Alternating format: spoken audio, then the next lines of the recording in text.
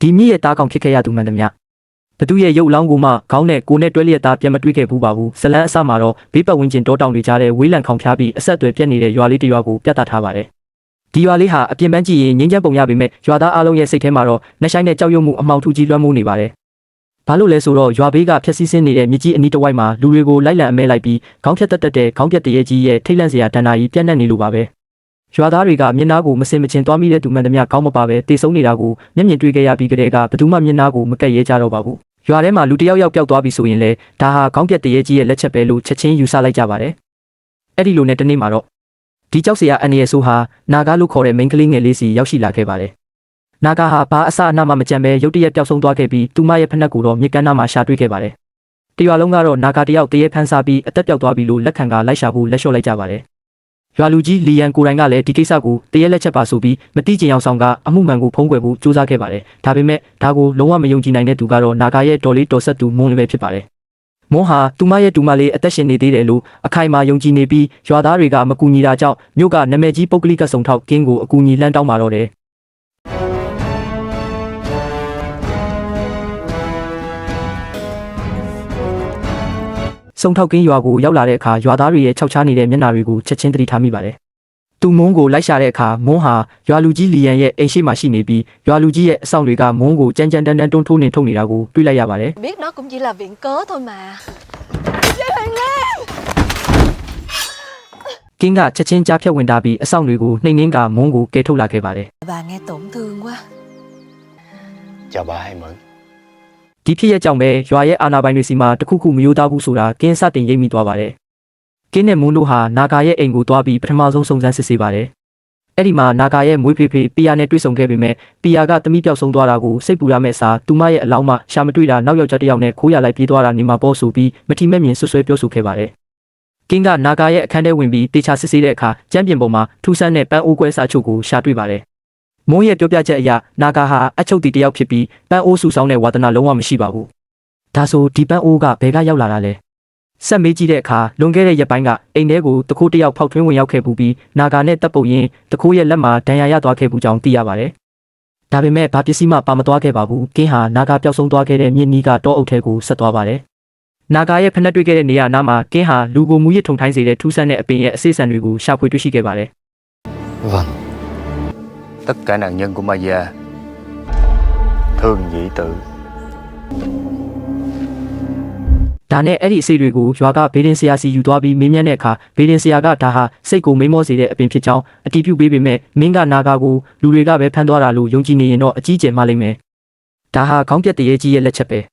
မကြခင်သူမရဲ့အလောင်းပေါ်လာလိမ့်မယ်လို့ကင်းကိုပြင်းပြင်းထန်ထန်တတိပေးနေထုတ်ခဲ့ပါတယ်ဘေးဒင်းဆရာရဲ့အိမ်ကနေထွက်လာတဲ့အခါမှာတော့ကင်းဟာမွန်းကသူ့နောက်ကိုတိတ်တဆိတ်လိုက်လာတာကိုတတိပြုမိသွားပါတယ်မွန်းကနာဂါဟာသူမအတွက်ဘလောက်တောင်အတိတ်ပဲရှိပြီးအရေးပါတဲ့အကြောင်းကိုရင်ဖွင့်ရှာပါတယ်နာဂါရဲ့မိခင်ဖြစ်သူဟာနာဂါငယ်ငယ်လေးကလေးကအိမ်ကနေထွက်ပြေးသွားခဲ့တာဖြစ်ပြီးအဖေဖြစ်သူပီယာကလည်းနာဂါကိုတမီးရင်တယောက်လိုဘယ်တော့မှအတိမတ်မပြုခဲ့ပါဘူးမွန်းတယောက်တည်းကသာနာဂါကိုချစ်ချင်းမြတ်တာတွေဂရုစိုက်မှုတွေနဲ့ကျွေးမွေးဆောင်ရှောက်ခဲ့တာပါဒါပေမဲ့မွန်းရဲ့ခင်မုန်းဖြစ်သူကမွန်းအနေနဲ့နာဂါကိုဆောင်ရှောက်နေတာကိုမနစ်မြို့ပဲတူမဖြစ်သူကိုပဲအချိန်ပေးနေရင်ကွာရှင်းမယ်လို့ချိန်ချောက်ခဲ့ပါတယ်အဲ့ဒီအကြောင်းပြချက်ကြောင့်ပဲမွန်းဟာနာဂါကိုထားခဲ့ပြီးထွက်ခွာသွားခဲ့ရတာပါနှစ်တွေကြာမှာတော့မွန်းဟာခင်မုန်းဖြစ်သူနဲ့လမ်းခွဲခဲ့ပြီးနာဂါပေါ်ထားခဲ့မိတဲ့အမားတွေအတွက်နောင်လဲရပြီးအစားပေးဆက်ဖို့ရွာကိုပြန်လာခဲ့တာဖြစ်ပါတယ်ဒါပေမဲ့သူတို့နှစ်ယောက်ပြန်လဲဆုံတွေ့ပြီးရက်ပိုင်းကြာမှာပဲနာဂါဟာထူးဆန်းစွာပျောက်ဆုံးသွားခဲ့တာပါမွန်းဟာငါသာထွက်မသွားခဲ့ရင်နာဂါလေးဘေးကင်းမှာပဲဆိုတဲ့အပြစ်မကင်းစိတ်နဲ့နောင်နာတွေလွှမ်းမိုးနေခဲ့ပါတယ်မွန်းရဲ့ရိုးသားမှုနဲ့စိတ်မကောင်းဖြစ်ရပုံတွေကိုမြင်ရတဲ့အခါစုံထောက်ကင်းကမွန်းကိုပါစုံစမ်းစစ်ဆေးမှုမှာအတူတူပါဝင်ဖို့ဖိတ်ခေါ်ခဲ့ပါတယ်ညနေလာတဲ့အခါခေါင်းပြတ်တရေကြီးရဲ့ထိတ်လန့်စရာသတင်းတွေကြောင့်တရွာလုံးဟာခြောက်ခြားစရာကောင်းတဲ့နေရာတစ်ခုဖြစ်လာပါတယ်။ရွာသားအလုံးကသူတို့ရဲ့တကားတွေကိုတေချာပိတ်ဆို့ထားကြပြီးအိမ်ရှိတွေမှာဘေးရင်စရာပေးထားတဲ့တရေကအင်းစာစက်ကူကိုချိတ်ဆွဲထားကြပါတယ်။အဲ့ဒီညကဘသူတဦးတယောက်မှအပြစ်မထွက်ရဲကြပါဘူး။ရွာထဲမှာတဲခိုနေတဲ့ကင်းကိုယ်တိုင်လည်းဒီလိုကြောက်မက်ဖွယ်ကောင်းတဲ့အငွေသက်ကိုခံစားနေရပါတယ်။နောက်ဆုံးစိတ်ပန်းလူပန်းဖြစ်ပြီးအိပ်ပျော်သွားတဲ့အခါမှာတော့ဒီထိတ်လန့်စရာခြောက်လန့်မှုကသူ့ရဲ့အိမ်မက်ထဲထိဝင်ရောက်လာခဲ့ပါတယ်။ကင်းဟာမြစ်ကမ်းနားမှာမတ်တက်ရက်နေတဲ့အိမ်မက်ကိုမက်ခဲ့ပါတယ်။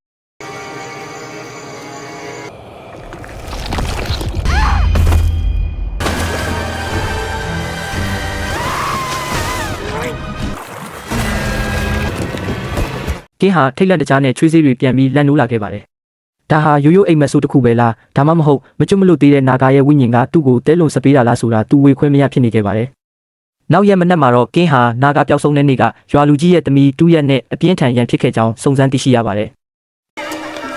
Hi Hình như họ đang tranh cãi. ကင်းနဲ့မွန်းတို့ရွာလူကြီးအိမ်ကိုတွားမိတဲ့အခါတူရက်ကအဝတ်ထည်ကိစ္စနဲ့ရန်ဖြစ်တာပါလို့စင်ကြေပေးပြီးနာဂါဟာသူမရဲ့စစ်ဆက်ထားသူတက်စီကိုတွားခဲ့တာဖြစ်နိုင်တယ်လို့လွှဲချပါတယ်။ကင်းကတက်ခါဘသူလဲဆိုတာချက်ချင်းစုံစမ်းကြည့်တဲ့အခါသူဟာပန်းအိုးတွေပကံပြားတွေကိုပြုလုပ်တဲ့ရှင်စေးလက်မှုပညာရှင်အိုးလုတ်သူတယောက်ဖြစ်မှန်းသိလိုက်ရပါတယ်။ဒီအချက်ကကင်းကိုနာဂါရဲ့အခန်းထဲမှာတွေ့ခဲ့ရတဲ့ထူးဆန်းတဲ့ပန်းအိုးကွဲစတွေကိုချက်ချင်းသတိရသွားစေပါတယ်။အဲ့ဒီပန်းအိုးဟာတက်လှုပ်ထားတာဖြစ်ဖို့ရာဂိုင်နှုန်းအတော်လေးများပါတယ်။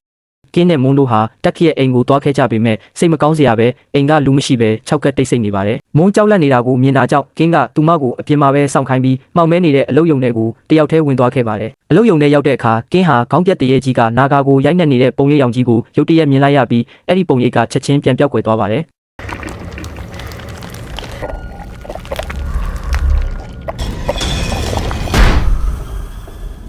အလုတ်ယုံနောက်ဖက်ကအတန်တစ်ခုကြောင့်ကင်းသတိပြန်ဝင်လာပြီးအနောက်ကိုပြေးသွားမှာတော့တက်နဲ့ထိတ်တိုက်ဆုံတွေ့ပါတော့တယ်။ကင်းကတွေ့ဝေမနေပဲနာဂါပျောက်ဆုံးမှုရဲ့နောက်ွယ်မှာမင်းရှိနေတာမလားလို့ဓာတ်ရိုက်ဆွဆွဲပြီးနာဂါနဲ့ပတ်သက်မှုကိုမေးမြန်းပါတော့တယ်။ထောက်ပိတ်မိသွားတဲ့နောက်ဆုံးမှာတော့တက်ကသူ့ရဲ့လှုပ်ဝက်ချက်ကိုဖွင့်ဝင်ခံခဲ့ပါတယ်။သူကနာဂါကိုတကယ်ချစ်တာဖြစ်ပြီးသူ့ရဲ့နဲ့ဆေးဆက်ထားတာကိုဖျက်သိမ်းကနာဂါကိုလက်ထပ်ဖို့ရည်ရွယ်ထားကြောင်းဝန်ခံပါတယ်။ဒါပေမဲ့သူတို့ရဲ့အခြေရေးကိုရွာလူကြီးမိသားစုကတီးသွားတဲ့အခါမှာတော့တကယ်လို့ဆေးဆက်ပွဲကိုဖျက်ရင်တက်ခရောနာဂါရဲ့ဘဝကိုပါဖျက်ဆီးပစ်မယ်လို့ချိန်ချောက်ခဲ့ကြပါတယ်။တက်ရဲ့ဝန်ခံချက်ကိုကြားရပြီးနောက်ကင်းနဲ့မွန်းတို့ကရွာလူကြီးမိသားစုဟာသူတို့ရဲ့ဂုဏ်သိက္ခာကိုကာကွယ်ဖို့အတွက်နာဂါကိုပျောက်ဆုံးအောင်ဖျောက်ဖျက်ပစ်လိုက်တဲ့တကယ်တရားခံတွေဖြစ်နိုင်တယ်လို့ကောက်ချက်ချလိုက်ကြပါတယ်။သူတို့ဟာရွာလူကြီးအိမ်ကိုပြန်သွားပြီးရွာလူကြီးလီယန်သူ့ဇနီးဗီဟန်နဲ့သမီးဖြစ်သူတူရက်တို့ကိုစစ်ဆေးမေးမြန်းပါတယ်။သူတို့ကတက်အပေါ်ဒေါသထွက်ခဲ့တာမှန်ပေမဲ့နာဂါကိုထိခိုက်အောင်မလုပ်ခဲ့ပါဘူးလို့ညင်းဆိုကြပါတယ်။အဲ့ဒီအစားတူရက်ကထိတ်လန့်စရာအချက်လက်တစ်ခုကိုထုတ်ပြောလိုက်ပါတယ်။တက်ကလူလိမ်တယောက်ဖြစ်ပြီးသူကနာဂါကိုချစ်လို့လက်ထပ်ချင်တာမဟုတ်ပဲပြာရခတ်သွားလို့ဖြစ်ကြောင်းနာဂါမှာတက်ရဲ့ကလေးကိုဝင်ရှိနေမှန်းသိသွားလို့လမ်းခွဲဖို့ကြိုးစားခဲ့တာဖြစ်ကြောင်းဖော်ထုတ်လိုက်ပါတယ်။ဒီဖော်ထုတ်ချက်ကအရာအလုံးကိုပြောင်းလဲသွားစေပါတယ်။နာဂါမှာတက်ရဲ့ကလေးရှိနေတာမို့အခုဆိုရင်လူတက်မှုကျူးလွန်ဖို့အကြောင်းပြချက်ကအလုံးမှာရှိနေပါတယ်။ပထမတစ်ခုကတော့တက်အနေနဲ့ဒီဖောက်ပြန်မှုနဲ့အလိုမရှိတဲ့ကလေးထောက်ထားကိုဖျောက်ဖျက်ပြီးချမ်းသာတဲ့ရွာလူကြီးသမီးကိုဆက်လက်လက်ထပ်နိုင်ဖို့နာဂါကိုတက်တာဖြစ်နိုင်ပါတယ်။ဒုတိယတစ်ခုကတော့ရွာလူကြီးမိသားစုကသူတို့သမီးရဲ့စစ်ဆက်ပွဲကိုဝင်ရှုပ်တော်ပုံကြောင့်တိတ်ခါမကြရအောင်နာဂါကိုတက်ပစ်တာလည်းဖြစ်နိုင်ပါတယ်။ဒါပေမဲ့ဒါတွေအားလုံးကအကြောင်းပြချက်တက်ပဲရှိသေးပြီးခိုင်လုံတဲ့တက်တွေမရှိသေးပါဘူး။အဲ့ဒီအချိန်မှာကင်းကသူမျက်ကွယ်ပြုမိသွားတဲ့တဲလုံစတစ်ခုကိုသတိရသွားပါတယ်။အဲ့ဒါကတော့တခိုးပါပဲ။နာဂါမပြောက်ဆုံးခင်ရက်ပိုင်းကအိမ်ထဲကိုတခိုးဝင်ခဲ့တယ်ဘာမှမခိုးပဲနာဂါနဲ့တပ်ပုတ်ရင်လက်မှာဒဏ်ရာရသွားခဲ့တယ်။ကင်းကကောက်ချက်ချလိုက်ပါတယ်။တက်ကသူတို့ပတ်သက်မှုကိုလူမသိအောင်နာဂါကိုပေးထားမှုတဲ့ပန်းအိုးကိုတွားပြန်ခိုးခိုင်းတာဖြစ်နိုင်တယ်လို့ဒါမှမဟုတ်ရွာလူကြီးမိသားစုကတခိုးရောင်ဆောင်ပြီးကျေးစားလူသက်သမားကိုနာဂါကိုတတ်ဖို့ဆေးလွတ်ခဲ့တာလည်းဖြစ်နိုင်ပါတယ်။ဒါပေမဲ့နာဂါကပြန်လည်ခုခံခဲ့လို့အစီအစဉ်ပြတ်သွားခဲ့တာပါ။ဘသူပဲဖြစ်ဖြစ်တကယ်တရားခံစီရောက်ဖို့တောချက်ကတော့အဲ့ဒီလက်တံရနဲ့တခိုးပဲဖြစ်ပါတယ်။ကဲ၍သူ့ကိုရှာတွေ့ရင်အမှုကပြေလည်သွားမှာပါ။ကင်းနဲ့မွန်းတို့ဟာအဲ့ဒီတခိုးကိုရှာဖွေဖို့ရည်မှန်းချက်ထားပြီးထူးဆန်းတဲ့ရွာသားတွေရဲ့လက်တွေကိုလိုက်လံစစ်ဆေးတဲ့ဗျူဟာကိုတုံးခဲ့ကြပါတယ်။ Tổ chức một cuộc thi đó là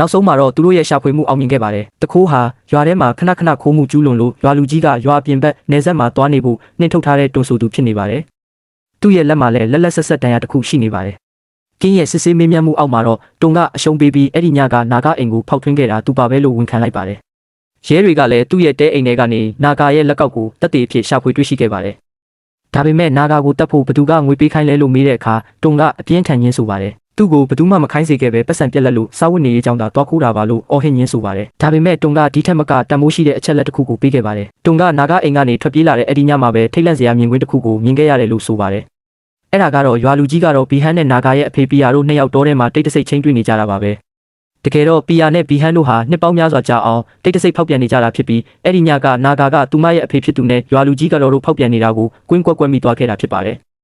ကင်းရဲ့တန်တရားတွေကအခုဆိုရင်ရွာလူကြီးကတော့ဘီဟန်စီကိုကူးပြောင်းသွားခဲ့ပြီးသူမကိုပဲအရာအလုံးရဲ့နောက်ွယ်ကကျိုးကင်သူလို့ယူဆလိုက်ပါတယ်။ဒါပေမဲ့ဘီဟန်ကိုတွားရောက်ရင်ဆိုင်တဲ့အခါသူမကဝင်မခံပဲကိုပြန်လဲကာကွယ်ပြောဆိုပါတယ်။အဲ့ဒီညကနာဂနဲ့တွေ့ခဲ့တာမှန်ပေမဲ့နာဂကိုတက်နဲ့ဝေးဝေးနေဖို့ချင်းချောက်ရုံပဲလုပ်ခဲ့တာပါလို့ဆိုပါတယ်။ကင်းနဲ့မွန်းတို့ကအခြားတပ်တွေတွေကိုဆက်လက်စုံစမ်းတဲ့အခါနာဂနဲ့ရွာလူကြီးသမီးတူရက်တို့တောထဲမှာတွေ့ဆုံနေတာကိုမြင်ခဲ့တဲ့မျက်မြင်တပ်တွေတယောက်ကိုထပ်မံတွေ့ရှိခဲ့ပါတယ်။ကင်းကတူရက်ကိုတပ်တွေတွေနဲ့ပိတ်ပြီးဖိအားပေးမေးမြန်းတဲ့အခါမှာတော့တူရက်တယောက်ထောင်ပိတ်မိပြီးအားလုံးကိုငိုယိုဝင်ခံပါတော့တယ် တူရက်ကနာဂါမှာသူမရဲ့စစ်ဆက်ထားသူရဲ့ကလေးရှိနေမှန်းသိသွားလို့မနာလိုဝန်တို့စိတ်ပြင်းထန်ပြီးတောထဲမှာတွားရောက်အပြင်းထန်ရန်ဖြစ်ခဲ့ကြောင်းအပြန်အလှန်တွန်းထိုးကြရင်းနဲ့နာဂါဟာနောက်ပြန်လဲကျပြီးမြစ်ထဲကကြောက်ဆောင်တဲ့ဦးကောင်းပြင်းပြင်းထန်ထန်စောင့်မိသွားကြောင်းရှင်းပြပါတယ်။တူရက်ကနာဂါငြိမ်သက်သွားတာကိုမြင်တော့တေဘီအမတ်နဲ့ထိတ်လန့်ချောက်ချပြီးအလောင်းကိုအဲ့ဒီအတိုင်းထားခဲ့ကထွက်ပြေးခဲ့တာလို့ဆိုပါတယ်။အလောင်းကိုသူမနေရာမရွှေ့ခဲ့ပါဘူးလို့လည်းကျိန်ဆိုပါတယ်။အမှုကတော့ပြေလည်သွားပုံရပါတယ်။ကင်းကမျိုးကရဲတွေကိုချက်ချင်းဆက်သွယ်ပြီးရဲတွေရောက်လာတဲ့အခါတူရက်ကိုလူတက်မှုပေါ်ဆမှုကြောင့်လူသေးစေမှုတွေနဲ့ဖမ်းဆီးခေါ်ဆောင်သွားခဲ့ပါတယ်။မွန်းကတော့ဒီအမှန်တရားကိုရင်ဆိုင်ရတဲ့အတွက်အကြီးအကျယ်ငိုကြွေးနေခဲ့ပါတယ်။ဒါပေမဲ့စုံထောက်ကင်းရဲ့စိတ်ထဲမှာတော့တခုခုကတဆုပ်နေတော့မှာပဲ။အကယ်၍တူရက်ကနာဂါကိုအဲ့ဒီအတိုင်းထားခဲ့တာဆိုရင်နာဂါရဲ့ရုပ်အလောင်းကဘယ်ကိုပျောက်သွားတာလဲ။ဘသူကနေရာရွှေ့လိုက်တာလဲ။တောထဲမှာပဲရှိနေရမှာမဟုတ်ဘူးလား။အကြီးကတရက်ခန့်ကိုဖမ်းမိလိုက်ပေမဲ့နာဂါရဲ့အလောင်းပျောက်ဆုံးနေတဲ့ဗဟေလီကတော့ကြီးမားတဲ့အဖြစ်မရှိသေးတဲ့မိကွန်းတစ်ခုဖြစ်ကျန်ရှိနေစေဖြစ်ပါတယ်။အဲ့ဒီညမှာတော့ဖမ်းဆီးတွေပြီးသွားလို့ကင်းဟာသူ့ရဲ့တဲခိုခန်းမှာတယောက်တည်းညစာစားရင်းအနားယူနေခဲ့ပါတယ်။သူ့ရဲ့အလုပ်တွေပြီးဆုံးသွားပြီလို့သူထင်မှတ်နေခဲ့တာပါ။ဒါပေမဲ့ရုတ်တရက်အခန်းတွင်းလေထုကတိတိတတ်တာပြောင်းလဲသွားပါတယ်။တစုံတစ်ယောက်ဒါမှမဟုတ်တစ်ခုခုသူ့အခန်းထဲဝင်လာတာကိုကင်းခံစားလိုက်ရပါတယ်။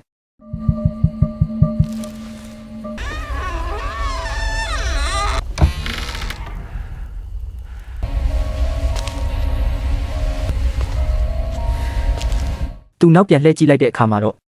့အရှိမမတက်ရက်နေတာကခေါင်းပြက်တရေကြီးဖြစ်နေပါတယ်။ပိုပြီးသွေးပြက်စရာကောင်းတာကအဲ့ဒီတရေကြီးဟာနာဂါရဲ့ဖျက်တောက်ထားတဲ့ခေါင်းပြက်ကြီးကိုကင်ထားပြီးကင်းရဲ့ရှေ့တင်မှာတင်အငမ်းမရဝါမျိုးစားတောက်ပြနေတာပါ။ဒါဟာအိမ်မက်လုံးဝမဟုတ်ပါဘူး။အဲ့ဒီတရေကြီးကသူ့စီကိုလှမ်းအုပ်လိုက်တဲ့အခါကင်းဟာထိတ်လန့်တကြားအော်ဟစ်လိုက်ပါတယ်။ကံကောင်းထောက်မှစွာနဲ့အနာကရဲဘော်တွေကအော်တန်ကိုကြားပြီးတကားကိုရိုက်ချိုးဝင်လာတာကြောင့်ကင်းတယောက်အသက်ဘေးကလွတ်မြောက်ခဲ့ပါတယ်။ထူးဆန်းတာကရဲတွေဝင်လာတာနဲ့အဲ့ဒီတရေကြီးဟာဘာအစအနားမှမကြံပဲပျောက်ကွယ်သွားခဲ့ပါတယ်။ဒီဖြစ်ရက်ကကင်းကိုဒါဟာစိတ်အာရုံခြောက်ခြားတာသို့မဟုတ်ဒဏ္ဍာရီအမားတွေမဟုတ်ပဲတကယ်တဘာဝလွန်အင်အားစုတစ်ခုရှိနေပြီဆိုတာကိုအခိုင်အမာယုံကြည်သွားစေပါတယ်ကင်းကသူ့ရဲ့လုပ်ဖော်ကိုင်ဖက်တွေကိုဒီကောင်းပြက်တရေကြီးရဲ့တမိုင်းကြောင့်သူဘာလို့ရှိနေရတာလဲသူဟာတကယ်တော့ဘယ်သူလဲဆိုတာကိုတေချာစုံစမ်းခိုင်းပါတယ်သူတို့ဟာရွာရဲ့မော်ကုန်းဟောင်းတွေကိုပြန်လည်ဖက်ရှုကြည့်တဲ့အခါလွန်ခဲ့တဲ့အနှစ်30ကရွာထဲမှာတွေးဆုံခဲ့တဲ့ဖြစ်ရဆိုးကြီးတစ်ခုရှိခဲ့ကြောင်းသိလိုက်ရပါတယ်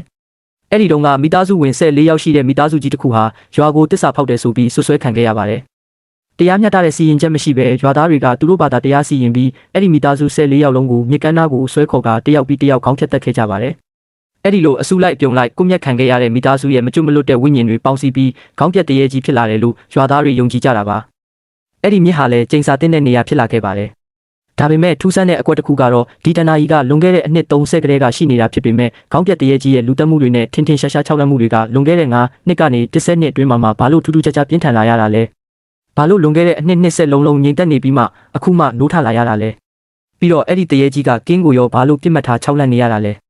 ကင်းဟာယုတ်တိဗေဒနဲ့မော်ပညာကြားမှာပြများနေခဲ့ပါတယ်တစ်ဖက်ကလည်းစုံထောက်အုံနောက်အရာတရေရှိတယ်ဆိုတာကိုလက်မခံနိုင်ပေမဲ့အခြားတစ်ဖက်မှာလည်းသူ့မျက်စိနဲ့ကိုအဲ့ဒီခေါင်းပြတ်တရေကြီးကိုတစ်ချိန်ထက်မကမြင်တွေ့ခဲ့ရလို့ပါပဲကင်းတယောက်သူ့ရဲ့စိတ်အခြေအနေနဲ့ရုန်းကန်နေရချိန်မှာပဲရွာလူကြီးအိမ်မှာတော့ရုတ်တရက်ရုံရင်းဆန်ခတ်မှုတွေဖြစ်ပွားခဲ့ပါတယ်ရွာလူကြီးကတော့ဘီဟန်ဟာအလွန်မင်းပြရခတ်နေပြီးခင်မုန်းဖြစ်သူလီယန်ကိုကူညီဖို့တောင်းပန်နေပေမဲ့လီယန်ကဒီထက်မကအမှုထဲမပတ်သက်ချင်တော့လို့ညှင်းဆန်ခဲ့ပါတယ်အဲ့ဒီလိုစိတ်ပြအားငယ်နေတော့ဘီဟန်ရဲ့ကိုယ်ပိုင်စေကံရောက်လာပြီးတုံ့လောက်စရာသတင်းကိုလာပေးပါတယ်အဲ့ဒါကတော့ဘီဟန်ကနာဂါကိုတတ်ဖို့ပတ်စံပေးခိုင်းခဲ့တဲ့လူကနာဂါကိုတကယ်မတတ်ခဲ့ဘူးဆိုတဲ့သတင်းပါပဲအခုမှပဲဘီဟန်ဟာအရာအလုံးရဲ့တကယ်နောက်ွယ်ကကျိုးကင်သူဖြစ်ကြောင်းပေါ်ပေါက်လာပါတော့တယ်အတိတ်ကိုခဏလောက်ပြန်လှည့်ကြည့်ရအောင်ရွာလူကြီးသမီးတူရက်ကတောထဲမှာနာဂါကိုတွန်းချလိုက်လို့နာဂါတတိလစ်သွားတဲ့အချိန်မှာတူရက်ကကြောက်ပြီးထွက်ပြေးခဲ့ပါတယ်အဲ့ဒီဖြစ်ရက်ကိုဘီဟန်ရဲ့အစီခံကတိုက်ဆိုင်မြင်တွေ့ခဲ့ပြီးဘီဟန်ကိုပြန်တိုင်ခဲ့ပါတယ်ကဲတင်မို့စူးစမ်းမဲ့စာဘီဟန်ကဒါဟာနာဂါကိုဒီကဘာပေါ်ကနေထာဝရဖျောက်ဖျက်ဖြစ်ဖို့အကောင်းဆုံးအခွင့်အရေးပဲလို့မြင်လိုက်ပါတယ်သမီးဖြစ်သူရဲ့တိတ်ခါကိုကာကွယ်ဖို့ဘီဟန်ကသူမရဲ့အစီခံကိုပတ်စံပေးပြီးကျေးဇူးလူသက်သမားငှားခိုင်းခဲ့ပါတယ်အဲ့ဒီငှားလိုက်တဲ့လူသက်သမားကတော့တခြားသူမဟုတ်ပဲအစောပိုင်းကမိထားတဲ့တခိုးတုံပဲဖြစ်ပါတယ်ဒါပေမဲ့တုံကအလွန်လည်ပြီးရုပ်မာတဲ့ကောင်ပါ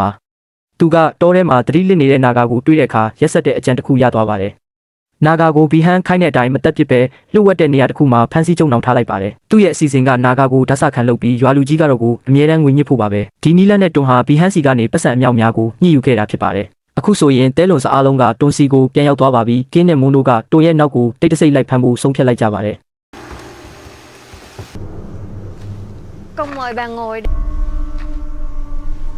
Chấp mọi thứ để có được nếu quan quân ập vào anh có thể bỏ ထင်းတဲ့အတိုင်းပဲတွန်ဟာဘီဟန်ကိုထပ်မံငွေညစ်ဖို့ချိန်ဆထားပါတယ်သူကတကယ်လို့ဘီဟန်ကပတ်စံထပ်မပေးရင်အသက်ရှင်နေသေးတဲ့နာဂါကိုရွာသားတွေရှိခေါ်ထုတ်လာပြီးဘီဟန်ရဲ့အဆက်ခွဲစရာလှုပ်ဝက်ချက်တွေကိုအကုန်ဖွင့်ချပစ်မယ်လို့ချိန်ချောက်ပါတယ်ဒီရုပ်ဝက်တွေ့ဆုံမှုကိုတောထဲမှာဘီဟန်သူမရဲ့အစီခံနဲ့တွန်တို့3ယောက်ပြုလုပ်ခဲ့ကြပါတယ် စကားပြောရင်းနဲ့အခြေအနေကတင်းမာလာပြီးဘီဟန်ရဲ့အစီခံကသူ့ကိုလှုပ်ကြံမှုကြံစီနေမှန်းတုံကရိပ်မိသွားပါတယ်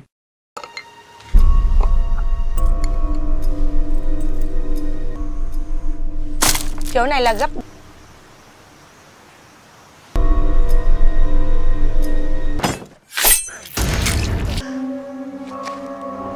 ထောင်ပိတ်မိသွားတဲ့ဘီဟန်ကတော့တုံကိုနာဂါကိုသူမလက်ထဲအပ်ဖို့သူမကိုယ်တိုင်နာဂါကိုတက်ပစ်ပါမယ်လို့တောင်းပန်တိုးရှိုးပြီးသူမမှာကြံရှိသမျှပတ်စံအားလုံးကိုတုံကိုပေးခဲ့ပါတယ်တုံကသဘောတူလိုက်ပြီးနာဂါကိုဖမ်းဆီးထားတဲ့နေရာကိုသူတို့နှစ်ယောက်ထွက်ခွာသွားကြပါတယ်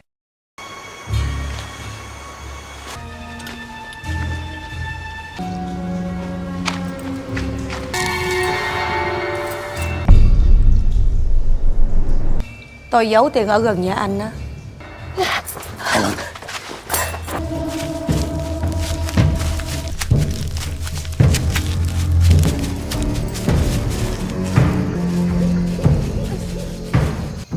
Tao giết nó. Mày còn lằng nhằng. Lấy tiền đi. ဘီဟန်ကနာဂါကိုတက်ဖို့ဓာတ်နဲ့ရွေလိုက်တဲ့အချိန်မှာပဲကင်းနဲ့မုန်းတို့ရောက်ရှိလာပါတော့တယ်ကင်းထန်တဲ့တိုက်ပွဲတစ်ခုဖြစ်ပွားခဲ့ပါတယ်ကင်းကတိုနဲ့တယောက်ချင်းစီအသေးလဲချကြတယ်လို့အခြားတစ်ဖက်မှာလည်းမုန်းကဘီဟန်ရဲ့ရန်ကနေနာဂါကိုအချိန်မီကယ်တင်နိုင်ခဲ့ပါတယ်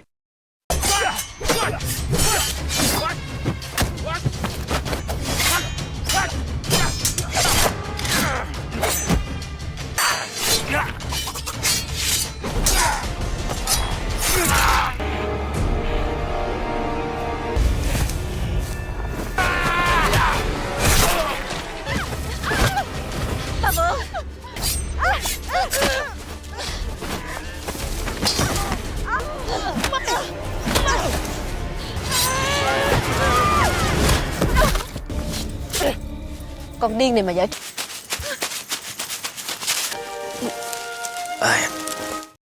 နောက်ရက်မှာတော့အမှောင်ဖုံးနေတဲ့လှုပ်ဝက်ချက်အားလုံးအလင်းပေါ်ရောက်လာခဲ့ပါတယ်ဘီဟန်ကိုလူတက်ရန်ကြံစီမှုနဲ့ရဲတွေကဖမ်းဆီးလိုက်ပါတယ်တက်ကလည်းတူးရက်နဲ့ဆိတ်ဆက်ထားတာကိုဖျက်သိမ်းပြီးနာဂါရောမမွေးသေးတဲ့သူတို့ရဲ့ရင်သွေးလေးနဲ့ပါပျော်ရွှင်စွာပြန်လည်ဆုံစည်းသွားနိုင်ခဲ့ပါတယ်ရွာလေးလည်းပြန်လည်အေးချမ်းသွားခဲ့ပါပြီဒါပေမဲ့စုံထောက်ကင်းအတွက်တော့ဒီအမှုကမပြီးသေးပါဘူးကြီးမားတဲ့မိကွန်းတစ်ခုကသူ့ကိုခြောက်လန့်နေတော့မှာပဲအဲ့ဒါကတော့သူခဏခဏမြင်နေရတဲ့ခေါင်းပြက်တရေကြီးကဘာလဲဆိုတာပါပဲ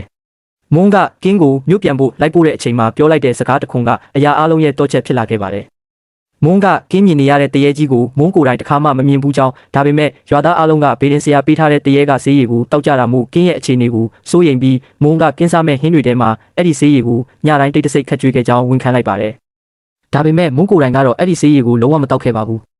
ဒီဝန်ခံချက်ကကင်းကိုဂျုံကနေဖြစ်သွားစေပါတယ်ကင်းကကြန့်ရှိနေတဲ့ဆေးရည်တွေကိုချက်ချင်းတက်ခွဲစစ်ဆေးကြည့်တဲ့အခါမှာတော့ထိတ်လန့်စရာအမှန်တရားပေါ်ထွက်လာပါတယ်အဲ့ဒီအရေးဟာတရေကဆေးလုံးဝမဟုတ်ပဲကင်းတော်ထဲမှာရှာတွေ့ခဲ့တဲ့အပင်ဆေးတွေကနေဖော်ဆက်ထားတဲ့ပြင်းထန်တဲ့စိတ်အာရုံခြောက်ခြားစေတတ်တဲ့မူရစ်ဆေးဝါးဖြစ်နေတာကိုတွေ့လိုက်ရပါတယ်ဆိုလိုတာကတော့ဒီရွာမှာဘယ်တော့မှခေါင်းပြက်တရေကြီးမရှိခဲ့ပါဘူးရွာသားတွေခေါင်းပြက်တရေကြီးကိုမြင်နေရပြီးကြောက်လန့်နေရတဲ့အကြောင်းရင်းကတဘာဝလုံးတရေကြောင့်မဟုတ်ပဲတရွာလုံးအစုလိုက်ပြုံလိုက်အစိတ်ခတ်ခံထားရလို့ဖြစ်နေတာပါဒီအရာအလုံးရဲ့တကယ်ကျိုးကင်သူကတော့ရွာကဘေးရင်ဆရာပဲဖြစ်ပါတယ်မိကွန်းအစ်စ်တစ်ခုထပ်ထွက်လာပါတယ်။ဘေးရင်ဆရာကဒါကိုဘာလို့လုပ်ရတာလဲ။စူးစမ်းလိုစိတ်ပြင်းပြနေတဲ့ကင်းကရွာရဲ့တမိုင်းကြောင်းကိုပုံမနဲ့ဆိုင်စွာထပ်မံတူးဆွဲကြည့်တဲ့အခါပျောက်ဆုံးနေတဲ့အဓိကအချက်လက်တစ်ခုကိုရှာဖွေတွေ့ရှိခဲ့ပါတယ်။လွန်ခဲ့တဲ့အနှစ်30ကရွာသားတွေခေါင်းဖြတ်တက်ခဲ့တဲ့မိသားစုဝင်14ယောက်ထဲမှာတကယ်တော့မိသားစုဝင်15ယောက်ရှိခဲ့တာပါ။ကလေးငယ်တစ်ယောက်ကြံရစ်ခဲ့ပြီးအဲ့ဒီကလေးဟာပုံအောင်နေရင်နဲ့သူ့ရဲ့မိသားစုတစ်ခုလုံးကိုရွာသားတွေကမြစ်ကမ်းနားမှာတယောက်ပြီးတယောက်ရရဆက်ဆက်ခေါင်းဖြတ်တက်တာကိုမျက်စိနဲ့တက်အမြင်ခဲ့ရတာဖြစ်ပါတယ်။